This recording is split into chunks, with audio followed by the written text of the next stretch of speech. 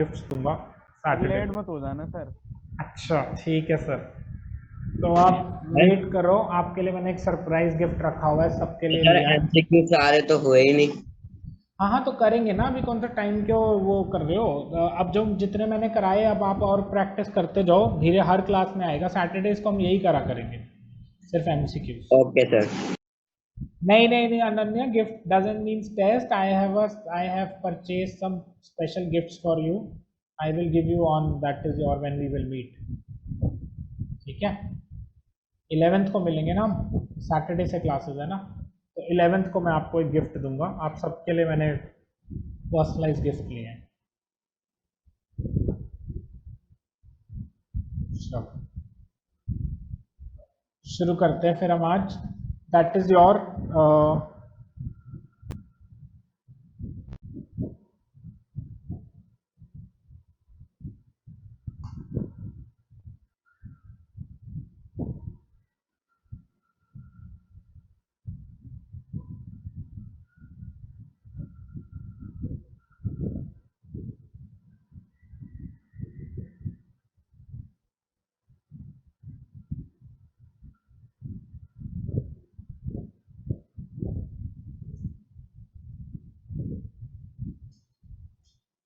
इश्मीत आज नहीं करेंगे, आज बच्चे सिलेबस थोड़ा सा आगे बढ़ाएंगे, उनको करेंगे जो आपने भेजे हैं ना, उन सारे एमसीक्यूज को डिस्कस करेंगे। सर ह्यूमन आई कब से चालू करवाओगे?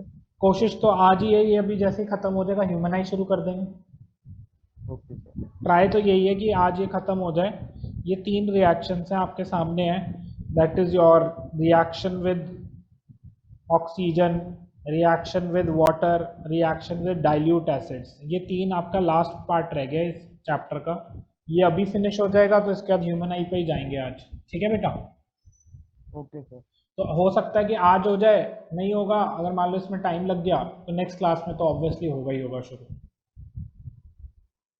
और उसमें कुछ भी नहीं है, उन्होंने आधे से ज़्यादा तो कट कर दिया है, तो सिर्फ और सिर्फ अंडरस्टैंडिंग है ह्यूमन आई में, क्योंकि जो भी क्वेश्चन आएगा उसमें उसमें वैसे जो बचा हुआ सिलेबस है ना उसमें सारी लर्निंग थी, 10-12 क्वेश्चन हैं वो लर्न करने होते थे, अब वो लर्निंग भी नहीं करनी। क्यों? क्योंकि पेपर ही एमसीक्यूज आने वाले हैं, तो आपको सिर्फ समझना है उसको अच्छी तरह से, तो वो पूरा चैप्टर ही अंडरस्टैंडिंग के ऊपर है, उसमें कोई न्यूमेरिकल नहीं है, कोई उसके अंदर that is your as such कोई एक्सप्लेनेशन क्वेश्चन नहीं आ सर सकता आपको। डायग्राम तो आ सकता है। डायग्राम मतलब नहीं आएगा, डायग्राम लेबल डायग्राम करने को डायग्राम डायग्राम उसके अंदर जो है ना बेटा वो सारे अंडरस्टैंडिंग के ही हैं, उसमें कोई भी आपको बनाने के लिए डायग्राम, जैसे ह्यूमन आई का डायग्राम तो है ही नहीं, वो तो कट गया। फिर उसके बाद हाइपरमेट्रोपिया होता था, मायोपिया होता था, वो भी सारा कट हो गया सिलेबस से। बचा सिर्फ और सिर्फ हमारे पास है ये प्रिज्म वाला डिस्पर्जन ऑफ लाइट, और that is your refraction of light की वजह से क्या क्या तो फिनोमिनाज सर होते जैसे हैं। आप चैप्टर कराओगे तो साथ साथ एमसीक्यूज भी करा देना। हाँ वो वाला हो जाएगा, उसमें कोई इशू नहीं है, उस चैप्टर वो बड़ा इजी चैप्टर रहेगा। सर आज हम एमसीक्यूज नहीं करेंगे? आज एमसीक्यूज नहीं करेंगे, आज हम बच्चे अपना सिलेबस खत्म करेंगे ना, क्योंकि हमारे को सिलेबस भी फिनिश करना है ना, और फिर एक जो सैटरडे क्लास होती है जनरली उसमें करते हैं हम एमसीक्यू। यस मंजीता बोलो। सर हमने इसके पहले क्या करवाया था? मैंने अभी कुछ नहीं कराया, अभी मैं शुरू ही कर रहा हूँ। Okay sir. चलो बच्चे शुरू करते हैं। देखो बेटा, सबसे पहली रिएक्शन है chemical properties of metals reactions with oxygen. देखो सारे के सारे मेटल्स जो हैं ऑक्सीजन के साथ कंबाइन करते हैं और मेटल ऑक्साइड्स बनाते हैं। मेटल ऑक्साइड्स मतलब क्या होता है, जब मेटल और ऑक्सीजन जुड़ जाते हैं तो उसको मेटल ऑक्साइड्स कहते हैं। तो मेटल और ऑक्सीजन कंबाइन होकर क्या बनाते हैं बच्चे, मेटल ऑक्साइड्स बनाते हैं। तो अगर आप यहाँ पर देख रहे हो, ये देखो इसको, that is your Cu plus O2 gives us CuO, Cu plus O2 gives us CuO। तो यहाँ पर क्या हो रहा है, ये कॉपर ऑक्सीजन के साथ कंबाइन हो रहा है और ये एक मेटल ऑक्साइड बना रहा है जिसको कॉपर ऑक्साइड कह रहे हैं। ठीक है, यहाँ पर ये जो कॉपर आप देख रहे हो, ये और ऑक्सीजन जो है, कॉपर एलिमेंटल स्टेट में है, ऑक्सीजन जो है मॉलिक्यूलर स्टेट में है। एलिमेंटल स्टेट का मतलब क्या होता है, कॉपर के साथ कोई और एटम नहीं जुड़ा हुआ, मतलब कॉपर जो है सिंगल स्टेट में एग्जिस्ट करता है क्योंकि ये मेटल है, और ऑक्सीजन जो नॉन मेटल है ये हमेशा डुअल स्टेट में या कंबाइंड स्टेट में एग्जिस्ट करता है, किसी दूसरे ऑक्सीजन एटम के साथ जुड़ा होता है। ठीक है, तो ये कंबाइंड स्टेट में एग्जिस्ट करता है। कॉपर और ऑक्सीजन एक दूसरे के साथ that is your combination reaction show करते हैं और ये बना लेते हैं मेटल ऑक्साइड्स। यहाँ पर जो मेटल ऑक्साइड है उसका नाम है कॉपर ऑक्साइड। क्या नाम है उसका? Copper oxide. कॉपर ऑक्साइड क्यों बोल रहे हैं? क्योंकि यहाँ पर जो कॉपर आप देख रहे हो बेटा, यहाँ पर आप जो कॉपर देख रहे हो ये तो मेटल है, और ये जो ऑक्सीजन है ये किस फॉर्म में है? दैट इज आयनिक फॉर्म में है, तो इसलिए इसको क्या बोल रहे हैं? कॉपर ऑक्साइड बोल रहे हैं। क्या बोल रहे हैं? Copper oxide. लेकिन अगर कोई बच्चा कॉपर ऑक्साइड को पानी में डाल दे या इसको क्या करे, दैट इज ब्रेक डाउन करे, ठीक है, तो ये फर्दर आपको दोबारा से क्या होगा? सेम चीज दे देगा, Cu+O2। तो कुछ कुछ रिएक्शंस रिवर्सिबल होती हैं, कुछ रिएक्शंस रिवर्सिबल नहीं भी होती हैं, तो we have to see as per the reaction वो क्या हो रही है। लेकिन यहाँ पर जो मेन बात है, एक बार दोबारा से बता देता हूँ, metals combines with oxygen. Metals oxygen के साथ जुड़ जाते हैं, दे कंबाइन, वो क्या करते हैं? एक दूसरे के साथ कंबाइन हो जाते हैं मेटल्स ऑक्सीजन के साथ, और जब मेटल्स ऑक्सीजन के साथ कंबाइन होते हैं तो वो मेटल ऑक्साइड्स बनाते हैं। वो क्या बनाते हैं बच्चे? मेटल ऑक्साइड्स बनाते हैं। क्या बनाते हैं बच्चे? वो मेटल ऑक्साइड्स बनाते हैं। तो metals combine with oxygen to give metal oxides. Metals combine with oxygen to give metal oxides. Metals combine with oxygen to give metal oxides. Clear? तो बच्चे कोई भी मेटल है, जैसे फॉर एग्जांपल Mg है, ये ऑक्सीजन के साथ कंबाइन होगा तो ये बनाएगा MgO, ये बन गया मैग्नीशियम ऑक्साइड। क्या बन गया? Magnesium oxide. ठीक है, तो ऐसे ही जो भी मेटल ऑक्सीजन के साथ कंबाइन होते हैं, H2O भी होगा। H2O क्यों होगा? H2O क्यों होगा? आप खुद बताओ, H2O क्यों होगा मेटल ऑक्साइड? क्या हाइड्रोजन मेटल है? क्या हाइड्रोजन No, मेटल sir. है?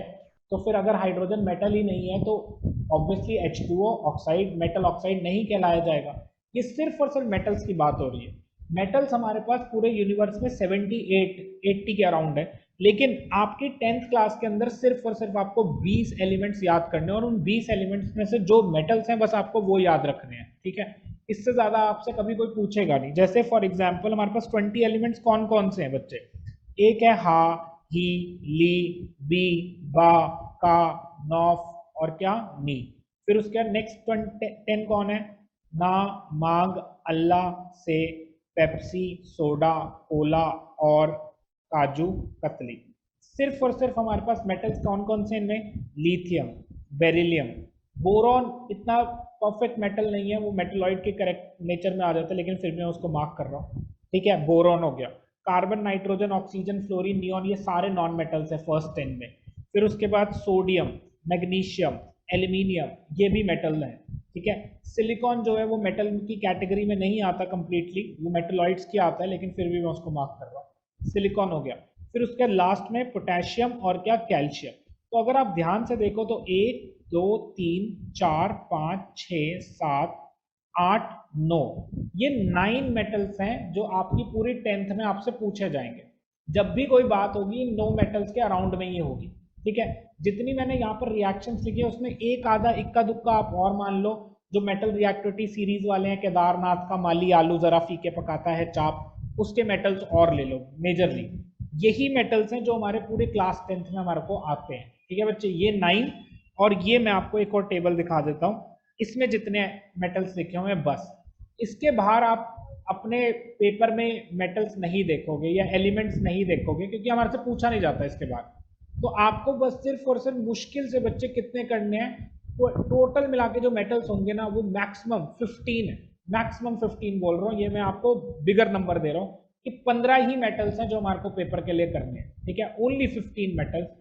ये जो आप जिसको ये मेटल रिएक्टिविटी सीरीज है, इससे बाहर कोई मेटल आपसे नहीं पूछने वाला 10th क्लास में। तो बच्चे याद रखना 10th क्लास में सिलेबस प्लैटिनम नहीं होता इसमें? कौन सा प्लैटिनम। प्लैटिनम होता है, वो इसमें रिटर्न नहीं है, लेकिन प्लैटिनम एक मेटल है, नो डाउट ओवर दैट, लेकिन वो यूटिलाइज नहीं होगा आपके जो आप जब भी पढ़ोगे। तो याद रखना potassium, sodium, calcium, magnesium, aluminium, zinc, iron, lead, ठीक है, copper, mercury, silver, gold, majorly यही मेटल्स हमारे यूज होते हैं। ठीक है बच्चे, अब देखो यहाँ पर क्या कर रहा है कि भाई जब मेटल ऑक्सीजन के साथ कंबाइन करता है तो वो मेटल ऑक्साइड बनाता है, तो उसने मेटल ऑक्साइड बना दिया। अब metal oxides are basic in nature, metal oxides are basic in nature. ठीक है, सम मेटल ऑक्साइड्स, देखो बच्चे यहाँ पर क्या कह रहे हैं, metal oxides are basic in nature. इसका मतलब क्या होता है? देखो आप एक मेटल ऑक्साइड लो, मैं लेता हूं MgO, इसको किसी एसिड के साथ रिएक्ट करो, guys can you tell me the product form? आप क्या मुझे प्रोडक्ट बता सकते हो क्या होगा? MgO plus HCl क्या प्रोडक्ट होगा बेटा? Anybody can answer, open for all. MgCl2 plus H2O. MgCl2 plus H2O. H2O। अब आप एक बात बताओ, ये HCl एसिड है, ये एसिड है, Yes, sir. ये सॉल्ट Yes, है, sir. ये वाटर है, Yes, sir. तो इसका मतलब Yes, ये sir. बेस होगा। राइट और रॉन्ग गाइस? Yes, ये sir. बेस Yes, होगा Yes, sir. कि कोई बेस ही एसिड के साथ रिएक्ट करके सॉल्ट और वाटर देता है। तो अगर ये एसिड है, ये सॉल्ट है, ये वाटर है, तो इस हिसाब से तो ये बेस हुआ। तो यहाँ हमने प्रूफ कर दिया कि जो हमारे पास MgO है वो बेसिक इन नेचर। वो क्या है बच्चे? बेसिक इन नेचर है, because when it reacts with acid it gives salt and water. Because when it reacts with acid it gives salt and water, it gives salt and water. समझ गए बेटा? कोई doubt यहाँ तक? तो metal oxides acids के साथ react करके सॉल्ट और वाटर देते हैं, इसलिए हम उनको बेसिक इन नेचर कहते हैं। इसलिए हम उनको क्या कहते हैं? Basic in nature. क्लियर? अब जो मैं आपको बात बताने वाला हूं, जो इन्फॉर्मेशन मैं आपके साथ शेयर करने वाला हूं, this is a very very important information. क्यों? क्योंकि ये पेपर में आ रहा है, जहां लिखवाना है लिखवा लो, ये पेपर में आएगा ही आएगा क्वेश्चन जो अब हम शेयर करने वाले हैं। तो ध्यान में रखना, ये क्वेश्चन आपको पेपर में पक्का आएगा। क्या है? Metal oxide such as aluminium oxide, zinc oxide which react with both acids as well as bases to produce salt and water are known as amphoteric oxides, are known as amphoteric oxides। guys ये पक्का paper में आता है। amphoteric oxides क्या होते हैं? amphoteric oxides क्या होते हैं? मैं आपको इसका नाम फिर से लिख देता हूँ, amphoteric, और आपको इसको तरीका भी बता देता हूँ लर्न कैसे करते हैं। बच्चे आप सबने सुना होगा एम्फीबियंस। क्या नाम सुना होगा आपने? एम्फीबियंस। एम्फीबियंस कौन होते हैं? जो लैंड और वाटर पे दोनों पे रहते हैं, उन्हें हम क्या कहते हैं? एम्फीबियंस कहते हैं। ठीक है? एम्फीबियंस कौन होते हैं? जो लैंड और वाटर दोनों पे रहते हैं। तो ये जो वर्ड एम्फी होता है ना, एम्फी का मतलब ये होता है मोर देन वन। एम्फी का मतलब क्या होता है? More than one. ठीक है? तो ऐसे एनिमल्स या ऐसे ऑर्गेनिज्म जो लैंड और वाटर दोनों पे रहते हैं, उन्हें एम्फीबियंस कहा जाता है।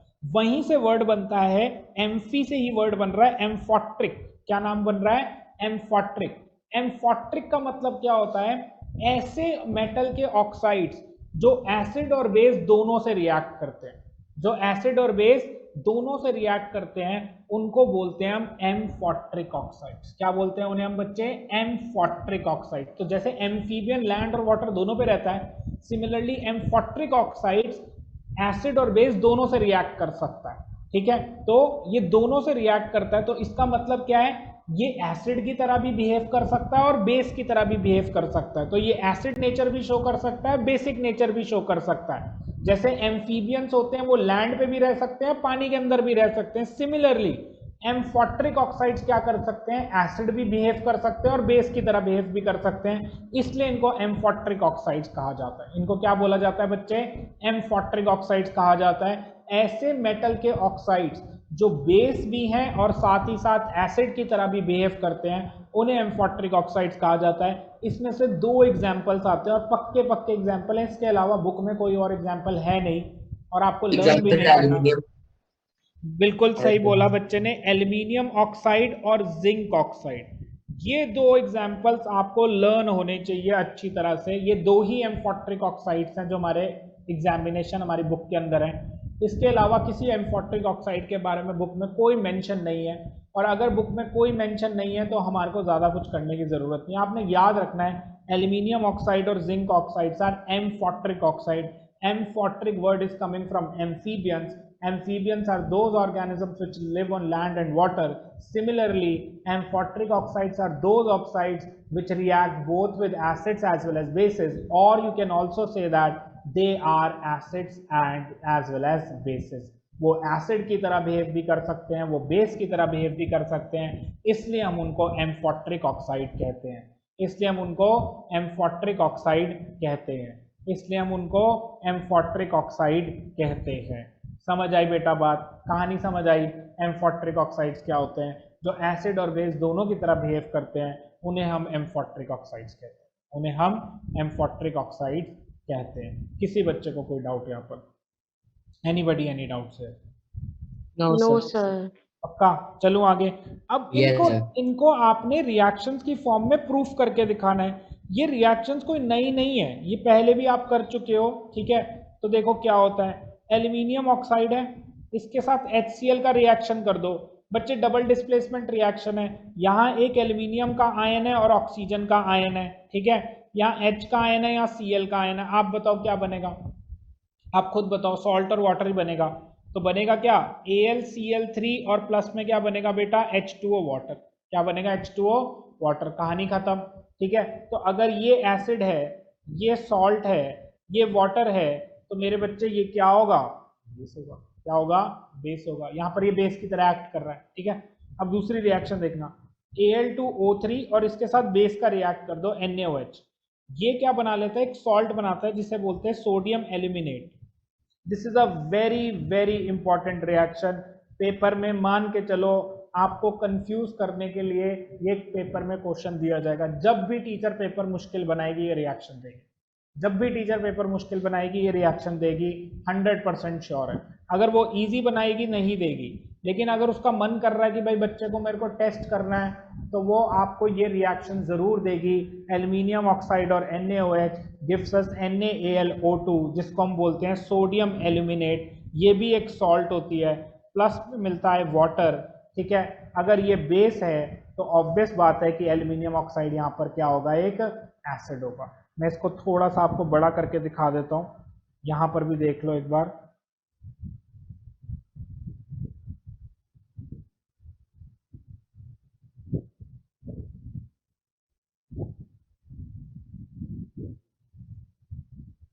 ये देखो बच्चे, ठीक है, ये क्या बनेगा, NaAlO2 प्लस में क्या, H2O। ये होता है बेस, ये होता है वाटर, ये होता ही है सॉल्ट, तो ये हो गया एसिड। तो अब आप क्या देख रहे हो, यहाँ पर ये एसिड की तरह बिहेव कर रहा है। और अभी मैंने एक और रिएक्शन लिखी थी, Al2O3 plus HCl gives us AlCl3 plus में क्या, H2O। जहाँ पर ये क्या बिहेव कर रहा था बच्चे, दैट इज ये अगर एसिड था तो ये बेस की तरह बिहेव कर रहा था। तो ये सॉल्ट और ये क्या, ये तो सॉल्ट ही थी और ये वाटर। तो अब आप क्या देख रहे हो, यहाँ पे बेस है, यहाँ पे बेस की तरह बिहेव कर रहा है और यहाँ पे एसिड की तरह बिहेव कर रहा है। इसलिए इस रिएक्शन को हम क्या बोलते हैं, that is therefore aluminium oxide को क्या बोलते हैं, एम्फोट्रिक ऑक्साइड, जो एसिड की तरह भी बिहेव कर सकता है और बेस की तरह भी बिहेव कर सकता है। इसलिए इसका नाम पड़ता है एम्फोट्रिक ऑक्साइड। क्या बोलते हैं बच्चे, amphoteric oxide. We call it as amphoteric oxide. समझ आ गया बेटा बात, क्लियर है। एम्फोट्रिक ऑक्साइड क्यों Yes, कहते हैं sir. N2O3 को, क्योंकि एसिड और बेस दोनों की तरह बिहेव करते हैं। सेम रिएक्शन हम करते हैं किसके साथ, जिंक ऑक्साइड के साथ। जिंक ऑक्साइड को फिर से HCl के साथ रिएक्ट करा दो बच्चे, मिलेगा क्या, ZnCl2 प्लस में क्या, H2O। अब आप खुद देखो, ये एसिड है, ये सॉल्ट है और ये वाटर है, तो मेरे बच्चे ये क्या होगा, फिर बेस होगा। ये क्या होगा, बेस होगा। सिमिलरली ZnO को आप NaOH के साथ रिएक्ट करा दो, तो प्रोडक्ट में आएगा Na2ZnO2 प्लस में H2O। अगेन बेटा ये वाटर है, ये वाटर है, ये सॉल्ट है, ये बेस है और ये क्या है, that is your acid. Acid base salt plus water. समझ गए। तो यहाँ पर जिंक ऑक्साइड एसिड की तरह बिहेव कर रहा है, यहाँ पे बेस की तरह बिहेव कर रहा है। ये दोनों आपके सामने बिहेवियर्स हैं। कोई डाउट बेटा यहाँ तक, एनी डाउट्स चले?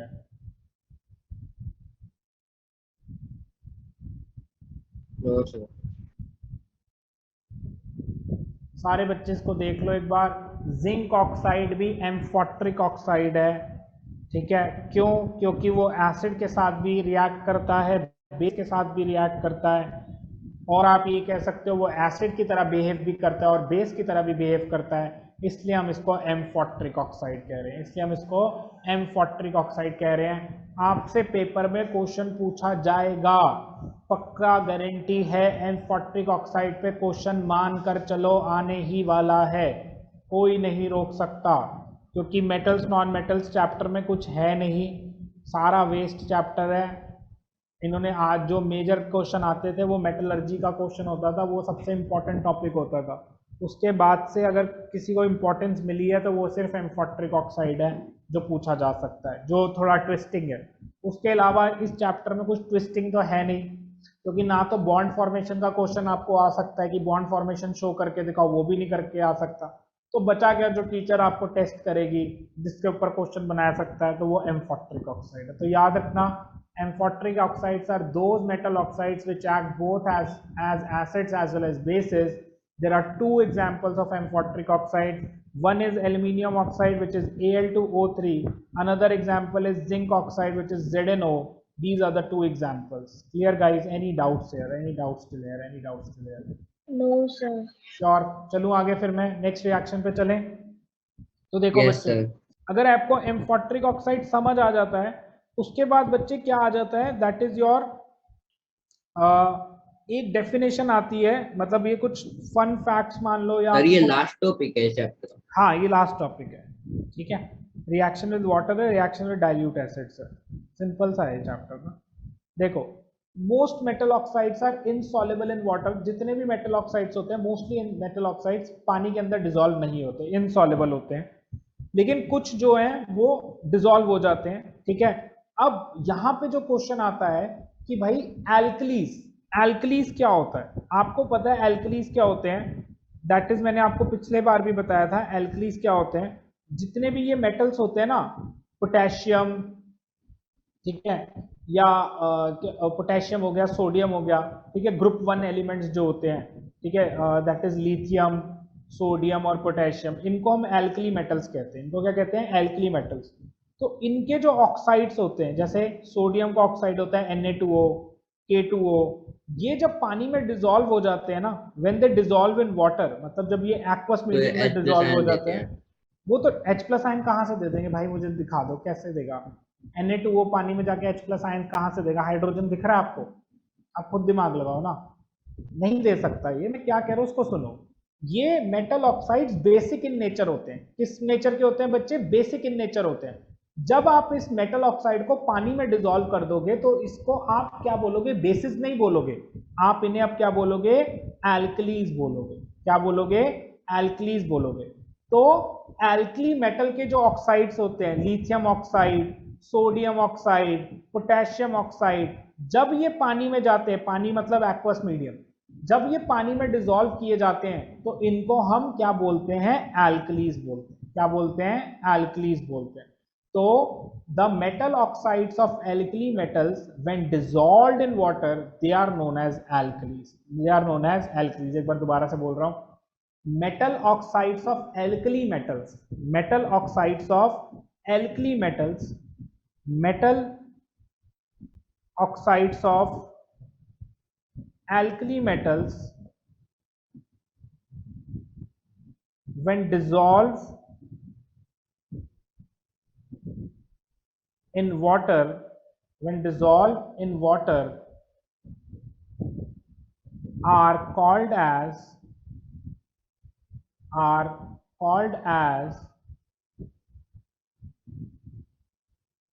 alkalis, are called as alkalis.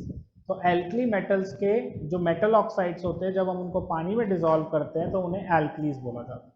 उन्हें क्या बोला जाता है बच्चे? एल्कलीज बोला जाता है।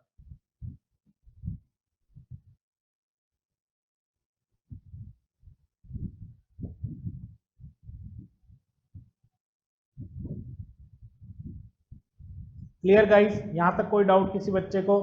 चले आगे। अब हमारी रिएक्शंस है, मेटल्स की रिएक्शन पानी के साथ और मेटल की रिएक्शन डाइल्यूट एसिड्स के साथ, जो बहुत ही सिंपल है, कोई ज़्यादा उसमें समझने वाला है नहीं। एक दो डेफिनेशन है, बस उसको देखते हैं। देखो, एक तो आपको पता ही है कि जो मेटल्स होते हैं, पोटेशियम हो गया, जो मेटल रिएक्टिविटी सीरीज के सबसे ऊपर टॉप पे होता है, पोटेशियम और सोडियम, ये बहुत रिएक्टिव होते हैं। अगर आप इनको मान लो ज़रा सा भी बाहर निकालोगे ना केरोसिन ऑयल में, ये क्या होता है कि इनको ना हम स्टोर कर रखते हैं कहाँ पे? जैसे ऐसे एक बीकर होता है, इस बीकर में केरोसिन ऑयल होता है और यहाँ पर सोडियम या पोटेशियम को रखा जाता है केरोसिन ऑयल के अंदर, ठीक है। रीज़न क्या होता है? ये इतने ज़्यादा रिएक्टिव होते हैं कि जैसे ही ये ऑक्सीजन के कांटेक्ट में आते हैं उसी टाइम इन पे आग लग जाती है, इतने ज़्यादा रिएक्टिव होते हैं। तो इसलिए अगर ये ना हो पाए इसलिए इनको कहाँ रखा जाता है, केरोसिन ऑयल के अंडर रखा जाता है, therefore they are kept under the kerosene oil, ठीक है, सो दैट कि ये बर्न ना हो जाए। सर यही क्वेश्चन असर्शन रीजन में भी आ सकता है? हाँ, असर्शन रीजन में भी आ सकता है। असर्शन रीजन में आ जाएगा metal such as potassium and sodium are kept under the kerosene oil, assertion reason because they are highly reactive। अब पूछ लिया जाएगा क्या असर्शन ट्रू है, हाँ ट्रू है, क्या रीजन ट्रू है, हाँ ट्रू है, क्या रीजन असर्शन को एक्सप्लेन कर पा रहा है, हाँ कर पा रहा है, तो ये असर्शन रीजन में क्वेश्चन बन सकता है। समझ के बेटा? Yes sir. क्लियर? नेक्स्ट उसके बाद क्या आता है हमारे पास, the next reaction is reaction with water. Metals जो है वाटर के साथ रिएक्ट करते हैं और क्या बना लेते हैं बच्चे, मेटल ऑक्साइड, और साथ में क्या दे देते हैं, हाइड्रोजन गैस। जैसे फॉर एग्जांपल एक ये पोटेशियम का मेटल है, पोटेशियम का मेटल ने आपने वाटर के अंदर इसको डिप करा तो क्या होगा, आग लगेगी। ऑब्वियस बात है, पोटेशियम बहुत रिएक्टिव होता है, ठीक है, वाटर के कांटेक्ट में आएगा तो हीट एनर्जी तो रिलीज होने वाली है, ये तो पक्की गारंटी है। हो सकता है कि बहुत ज़्यादा हीट एनर्जी रिलीज हो जाए और आपका बीकर फटने के भी चांसेस हो सकते हैं, there could be a possibility, बहुत हीट रिलीज होती है। तो जब ये पोटेशियम जो है वाटर के साथ रिएक्ट करता है तो होता क्या है, ये जो वाटर है ना इसके दो आयंस होते हैं, एक H और एक OH, एक H और एक क्या, OH। और जो पोटेशियम है वो आपको पता है मेटल है, उस पर प्लस चार्ज ही होता है, तो ये जो प्लस है वो वाटर के किसी नेगेटिव आयन के साथ जाएगा। अब आपको दिखाई दे रहा है कि OH पे ही नेगेटिव चार्ज है, तो K और OH मिलके क्या बना देते हैं, KOH, और साथ में आपको मिल जाती है कौन सी गैस, हाइड्रोजन गैस। तो जब भी कोई मेटल आप पानी के अंदर डालते हो तो वो एक हाइड्रोक्साइड बनाता है और साथ में हाइड्रोजन गैस बनाता है और बहुत सारी एनर्जी रिलीज करता है, और बहुत सारी एनर्जी रिलीज करता है, lots and lots of energies release जब भी आप किसी रिएक्टिव मेटल को वाटर के अंदर डालते हो, ठीक है। तो याद रखना जब भी आप किसी मेटल को वाटर में डालोगे तो वो बनाएगा KOH। क्यों KOH बना रहे हैं इसको भी समझ लो, क्योंकि वाटर के दो आयंस होते हैं, एक H आयन एक OH आयन। OH पे नेगेटिव चार्ज होता है, H पे पॉजिटिव चार्ज होता है। मेटल्स हमेशा नेगेटिव चार्ज के साथ कंबाइन करते हैं क्योंकि वो इलेक्ट्रॉन गिवर्स होते हैं। तो हमारा जो मेटल है वो OH के साथ कंबाइन करेगा और बनाएगा KOH, और जो H प्लस है वो हाइड्रोजन की फॉर्म में रिलीज हो जाएगा। तो this is how the reaction proceeds and there will be a loss of energy, बहुत सारी एनर्जी रिलीज होगी। एक्सोथर्मिक रिएक्शन होती है, हाईली एक्सोथर्मिक रिएक्शन में बोल सकता हूँ इसे, ठीक है बच्चे। Similarly there are other metals which also reacts with water, ठीक है, कौन से हैं, दैट इज कैल्शियम प्लस में क्या H2O, कैल्शियम प्लस में क्या H2O, this is a very important reaction. ये बनाता है कैल्शियम हाइड्रोक्साइड, प्लस में क्या बनाता है बच्चे, हाइड्रोजन गैस। क्या बनाता है, hydrogen gas. And lots of again heat is release, lots of heat is release, heat is release. एक और रिएक्शन होती है जो मैं रिएक्शन अब लिखने जा रहा हूँ, ये पेपर में आपको आ रही है, ये फॉर श्योर मैं आपको कह सकता हूँ क्योंकि ये बहुत बार पेपर में आती है कि आयरन को आपने H2O में डिसॉल्व कर दिया, आपने लोहे को पानी में डाल दिया तो क्या रिएक्शन परफॉर्म होगी। तो बच्चे फॉर्म होता है Fe3O4 प्लस में क्या H2। Ferric oxide, ferrous ferric oxide पर रिलीज होता है Fe3O4 plus H2, Fe3O4 plus H2। इसको मैं थोड़ा सा और ज्यादा आपके साथ डिस्कस करना चाहता हूं, let me discuss it with you. ये वाली रिएक्शन एक इंपॉर्टेंट रिएक्शन है इसलिए मैं इस पर ज्यादा ध्यान दे रहा हूं। Fe प्लस में क्या H2O, this gives us Fe3O4 plus में क्या हाइड्रोजन गैस। ये जो Fe3O4 आप देख रहे हो बेटा, ये Fe3O4 होता है ferrous ferric oxide, ferrous ferric oxide. अब लोग पूछेंगे कि भाई इसका नाम फेरस फेरिक ऑक्साइड क्यों है। यार इसका नाम फेरस फेरिक ऑक्साइड इसलिए पड़ा है क्योंकि जब तुम इसको ब्रेक डाउन करोगे ना Fe3O4 को, तो ये दो चीजों से मिलकर बना हुआ है। किस किस से मिलकर बना हुआ है, FeO से और साथ में Fe2O3 से, ये दोनों जुड़े हुए हैं बेटा। तो इस वजह से इसका फॉर्मूला बनता है Fe3O4। क्या फॉर्मूला बनता है, Fe3O4। ये जो Fe3O4 है इसके अंदर दो चीजें हैं, दो मेजर इसके अंदर कंपोनेंट्स हैं। कौन कौन से, एक तो है FeO और एक है Fe2O3। FeO को तो पढ़ते हैं क्या बच्चे, that is your ferrous oxide. क्या बोलते हैं इसे, फेरस ऑक्साइड। क्या बोलते हैं, फेरस ऑक्साइड। और ये जो आप Fe2O3 देख रहे हो इसको बोलते हैं फेरिक ऑक्साइड। क्या बोलते हैं, फेरिक ऑक्साइड। लेकिन Fe3O4 में दोनों होते हैं, इसलिए इसका नाम पड़ता है फेरस फेरिक ऑक्साइड। क्या नाम पड़ता है बच्चे? Ferrous ferric oxide. क्या नाम पड़ता है? Ferrous ferric oxide. क्या नाम पड़ता है? Ferrous ferric oxide. तो अगर आपसे कोई भी पूछे भाई इसको फेरस फेरिक ऑक्साइड क्यों